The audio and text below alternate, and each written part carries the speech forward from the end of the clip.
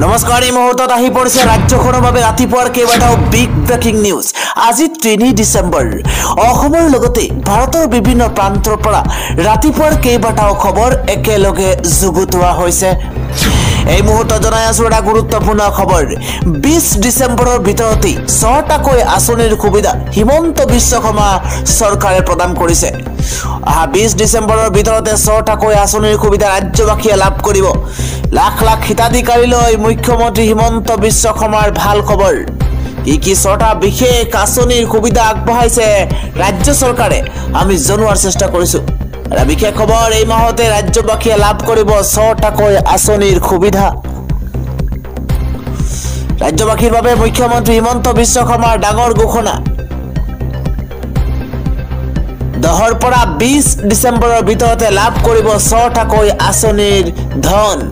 এটা গুৰুত্বপূৰ্ণ খবৰ, 10ৰ পৰা 20 ডিচেম্বৰৰ ভিতৰতে লাভ কৰিব 6টা আঁচনিৰ ধন। 11 লাখতকৈ অধিক হিতাধিকাৰীক মুখ্যমন্ত্ৰীয়ে দিছে ভাল খবৰ। এটা ব্ৰেকিং নিউজ, 11 লাখতকৈ অধিক হিতাধিকাৰীক মুখ্যমন্ত্ৰীয়ে ভাল খবৰ দিছে। 11 লাখতকৈ অধিক হিতাধিকাৰীয়ে সুবিধা লাভ কৰিব। বানপীড়িত লোকলৈ এই মাহতে চৰকাৰে দিব সাহায্য। এটা বিগ ব্ৰেকিং নিউজ, 50,000 টকালৈকে ঋণ লোৱা মহিলাক প্ৰদান কৰা হ'ব NOC। মাইক্ৰ ফাইনেন্সৰ পৰা ঋণ লোৱা 50,000 মহিলাক 50,000 টকালৈকে ঋণ লোৱা মহিলাসকলক প্ৰদান কৰা হ'ব NOC। ব্ৰেকিং নিউজ, মেট্ৰিকত ডিষ্টিংশ্যন পোৱা শিক্ষাৰ্থীক আনন্দৰাম বৰুৱা বঁটা প্ৰদান কৰিব। কেৱল সিমানেই নহয়, 9ম শ্ৰেণীৰ ছাত্ৰ ছাত্ৰীসকলক বিতৰণ কৰা হ'ব বাইচাইকেল। কেইবাটাও আঁচনিৰ কথা উল্লেখ কৰিছে মুখ্যমন্ত্ৰী হিমন্ত বিশ্ব শৰ্মাই। উচ্চতৰ মাধ্যমিকৰ ছাত্ৰ ছাত্ৰীৰ মাজত বিতৰণ কৰা হ'ব স্কুটি। হাজাৰ হাজাৰ কৃষকৰ প্ৰদান কৰিব শস্যৰ বীজ। এটা ব্ৰেকিং নিউজ, সামাজিক মাধ্যমত মুখ্যমন্ত্ৰী হিমন্ত বিশ্ব শৰ্মাৰ ডাঙৰ ঘোষণা। আন এটা খবৰ হৈছে পৰিয়ালত 5 গৰাকী সদস্য থাকিলেহে পাব এতিয়া অৰুণোদয় আঁচনি। অৰুণোদয় আঁচনিক লৈ চৰকাৰৰ তৰফৰ পৰা কি ডাঙৰ ঘোষণা কৰা হৈছে জনোৱাৰ চেষ্টা কৰিছো। এটা ব্ৰেকিং নিউজ, ডাঙৰ খবৰ এই মুহূৰ্তত। অৰুণোদয় আঁচনিৰ হিতাধিকাৰীৰ বাবে ডাঙৰ খবৰ আছে। কোনে কোনে অৰুণোদয় পাব তাৰ আদেশ জাৰি কৰিছে চৰকাৰে। কোনে কোনে অৰুণোদয় আঁচনিৰ যোগ্য হয় বা কোনে কোনে লাভ কৰিব অৰুণোদয় আঁচনি আমি জনোৱাৰ চেষ্টা কৰিছো। এটা পৰিয়ালত 5 গৰাকী সদস্য থাকিলেহে পাব অৰুণোদয় আঁচনিৰ সুবিধা। এটা ব্ৰেকিং নিউজ, ডাঙৰ খবৰ। অৰুণোদয় পাবলৈ প্ৰতিগৰাকী পৰিয়ালে কি কৰিব লাগিব বা প্ৰতিটো পৰিয়ালত কি যোগ্যতা থাকিব লাগিব অৰুণোদয় আঁচনি পাবলৈ হলে তাৰ তথ্য ইতিমধ্যে চৰকাৰে জনাইছে। অৰুণোদয় পাবলৈ পৰিয়ালটোৰ বাৰ্ষিক আয় 2 লাখৰ তলত হ'ব লাগিব। সিমানেই নহয়, ৰেচন কাৰ্ড আৰু অৰুণোদয়ক লৈ মন্ত্ৰী ৰঞ্জিত কুমাৰ দাসে কেতবোৰ ডাঙৰ মন্তব্য কৰিছে। একাংশই ৰেচন কাৰ্ড অসৎ ৰূপত ব্যৱহাৰ কৰাৰ গুৰুতৰ অভিযোগ উত্থাপন হৈছে। অৰুণোদয় আঁচনি হিতাধিকাৰীৰ বাবে এয়া আছিল এটা ডাঙৰ খবৰ। পৰৱৰ্তী খবৰ হৈছে চৰকাৰৰ ভুল নীতিৰ বাবেই জাতু ভুগিছে অসমৰ আদিবাসী লোকে। মন্তব্য কোনে কৰিছে আমি জনোৱাৰ চেষ্টা কৰিছো। ব্ৰেকিং নিউজ, ঝাৰখণ্ডৰ আদিবাসী আৰু অসমৰ আদিবাসী লোকৰ মাজত চৰকাৰৰ পৰা তুলনামূলক প্ৰতিবেদন বিচাৰিলে অসমে। এটা গুৰুত্বপূৰ্ণ খবৰ, ঝাৰখণ্ডৰ আদিবাসীসকলৰ মাজত যদি বিতৰণ কৰা হৈছে ভূমি মৰ্যাদা,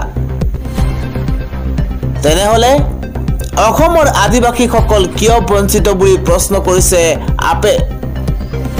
এটা গুৰুত্বপূৰ্ণ খবৰ, ঝাৰখণ্ডৰ আদিবাসীসকলৰ ছাত্ৰ ছাত্ৰীৰ জলপানী আৰু অসমৰ জলপানীৰ মাজত পাৰ্থক্য কিমান?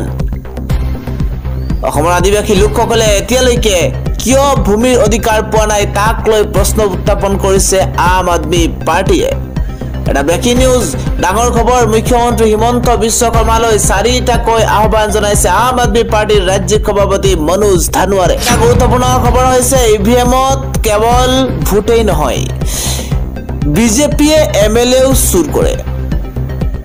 সততাৰে নিৰ্বাচনত জয়ী নহয় বিজেপি। এই বিস্ফোৰক অভিযোগ কোনে উত্থাপন কৰিছে এই মুহূৰ্তত প্ৰতিটো তথ্য জনোৱাৰ চেষ্টা কৰিছো। এটা বিশেষ খবৰ, পলিটিকেল ব্ৰেকিং নিউজ, বিজেপিয়ে কেৱল নৈতিকতাৰ কথা কয় কিন্তু কৰে অনৈতিক কাম। বিজেপিয়ে ইভিএমৰ জৰিয়তে ভোট চুৰ কৰে। কেৱল ভোটেই নহয়, বিজেপিয়ে এমএলএও চুৰ কৰে। বিজেপিয়ে সাধাৰণ জনতাৰ পেঞ্চনো চুৰ কৰে। কি কৰা নাই বিজেপিয়ে? সাধাৰণ জনতাৰ পেঞ্চনো চুৰ কৰে। সাধাৰণ জনতাৰ প্ৰাপ্য চুৰ কৰে কেৱল মাত্ৰ বিজেপিয়ে। সততাৰে নিৰ্বাচনত জয়ী হবলৈ শিকক বিজেপিয়ে। ইভিএমৰ বেটাৰীক লৈ প্ৰশ্ন উত্থাপন কৰিছে মল্লিকাৰ্জুন খাৰ্গে। ইভিএমৰ বেটাৰীক লৈ প্ৰশ্ন উত্থাপন কৰিছে। দিল্লীত ইভিএমৰ বিৰুদ্ধে তীব্ৰ প্ৰতিবাদ বিৰোধীৰ। ইভিএমক লৈ বিস্ফোৰক অভিযোগ কংগ্ৰেছৰ অধ্যক্ষ মল্লিকাৰ্জুন খাৰ্গে।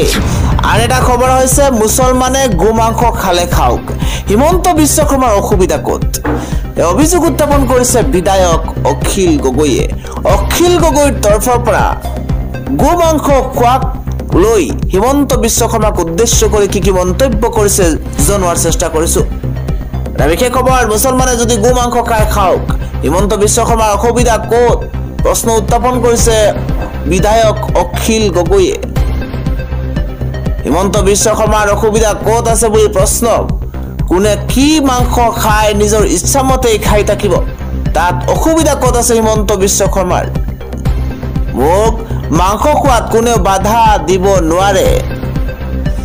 কোনোবাই যদি দিলেই ঘৰৰ পৰা মই উলিয়াই আনিম, কোনোবাই বাধা দিলেই মই ঘৰৰ পৰা উলিয়াই আনিম বুলি মন্তব্য কৰিছে অখিল গগৈয়ে।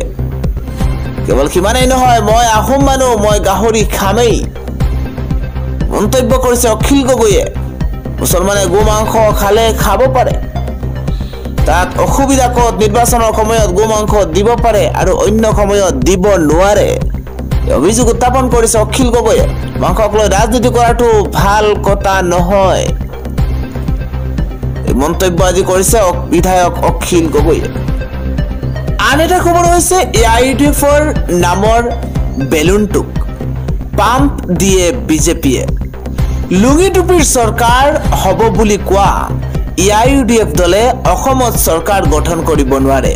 কংগ্ৰেছ দলেও ৰাইজৰ দললৈ ভয় খাইছে, কিন্তু বিজেপি AIUDF দলক বিদায় দিবলৈ আমি কংগ্ৰেছৰ লগত একেলগ হ'ম, এই মন্তব্য কৰিছে আজি বিধায়ক অখিল গগৈয়ে।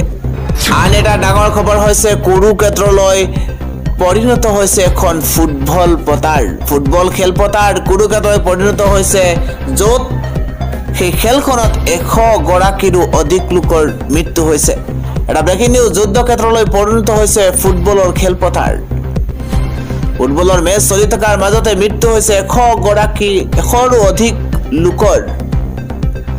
ফুটবলৰ অনুৰাগীৰ ভয়াৱহ সংঘৰ্ষৰ শোকাকুল পৰিৱেশ।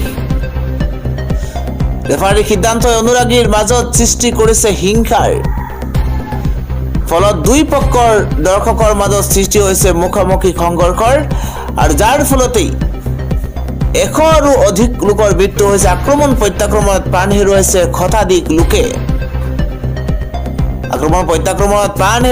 শতাধিক লোকে। চিকিৎসালয়ত চকুৰে দেখালৈকে কেৱল মাত্ৰ মৃতদেহ।